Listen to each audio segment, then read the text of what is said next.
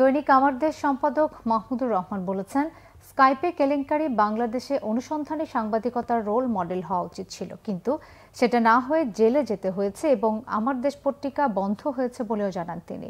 ভুল ত্রুটি হলেও অন্তর্বর্তী সরকারকে সমর্থন দেওয়ার কথা জানিয়ে বলেন, তবে দিল্লির তাবেদারি করলে তার বিরুদ্ধে আন্দোলন করবেন।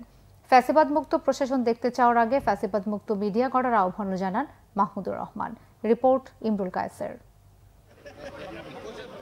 জাতীয় প্রেস ক্লাব চত্বরে সাংবাদিকদের সঙ্গে মতবিনিময় করেন শেখ হাসিনার আমলে নির্যাতিত মজলুম সম্পাদক মাহমুদুর রহমান। অনুষ্ঠানে সাংবাদিকদের বিভিন্ন সংগঠনের পাশাপাশি গণমাধ্যমের পুরোধা ব্যক্তিরা অংশ নেন। সাংবাদিক সহ পেশাজীবী সংগঠনগুলো ফুল দিয়ে বরণ করে নেন বরেণ্য এই সাংবাদিককে। আলোচনায় আমার দেশ সম্পাদক মাহমুদুর রহমান বলেন, কেউ কেউ স্বৈরাচারী হাসিনার জুলুমের কথা বলা বাদ দিয়ে সরকারের ভালো খারাপ নিয়ে এখন বেশি কথা বলছে, অথচ গত সরকার আমলে জেল জুলুম, নির্যাতন, আয়নাঘরে বন্দি, মিডিয়া বন্ধ করে দেয়া সহ নানা ধরনের অত্যাচার হয়েছে।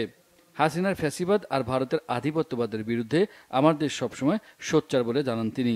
বাংলাদেশের মিডিয়ায় এখন পর্যন্ত গত 53 বছর ধরে স্বাধীনতার পরে ভারতীয় হেজেমনি সম্পূর্ণভাবে নিয়ন্ত্রণ করে বসে আছে বাংলাদেশের অধিকাংশ মিডিয়া।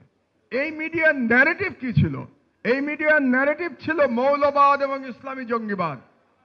এই দুটা শব্দ ফেরি করে এই মিডিয়া বাংলাদেশে একটা অ্যান্টি ইসলামিক, বাঙালি মুসলমানের ঐতিহ্য, বাঙালি মুসলমানের সংস্কৃতির বিরুদ্ধে একটা আবহ তৈরি করেছে বাংলাদেশে এই মিডিয়া। এটা হচ্ছে ভারতীয় হিন্দুত্ববাদী প্রধানমন্ত্রী মোদির ন্যারেটিভ। তাই মোদির ন্যারেটিভ বাংলাদেশে ফেরি করেছে যে মিডিয়াগুলো, সেই মিডিয়াগুলো এখনো কিন্তু তাদের ক্ষমতা নিয়ে টিকে আছে।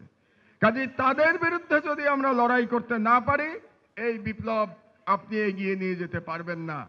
হাসিনা সরকারের আমলে বিচার বিভাগ স্বৈরাচারের দালালি করেছে মন্তব্য করে তিনি বলেন, তার বিরুদ্ধে মামলা থাকলেও হাসিনার দোসর বিচারকরা স্বাধীনভাবে ঘুরে বেড়াচ্ছে। যেটা বাংলাদেশে ইনভেস্টিগেটিভ জার্নালিজমের রোল মডেল হওয়া উচিত ছিল, তার পরিবর্তে আমাদের কি জুটেছে? লাঞ্ছনা এবং সাজা।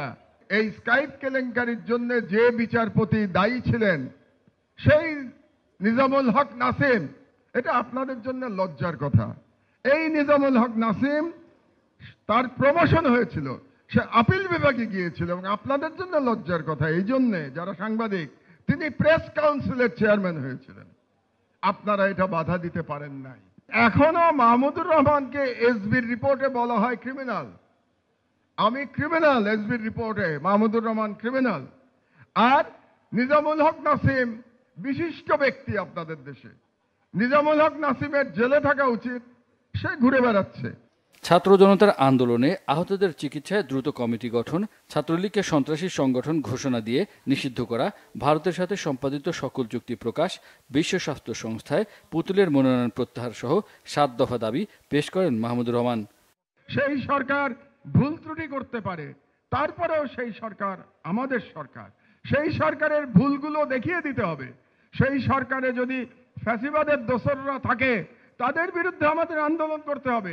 সরকারকে বলতে হবে এই ফ্যাসিবাদের দোসরদের আপনারা সরিয়ে দেন, কিন্তু সরকারকে সহযোগিতা করতে হবে যতক্ষণ না পর্যন্ত এই সরকার হাসিনার মতো দিল্লির কাছে আবার সারেন্ডার না করে।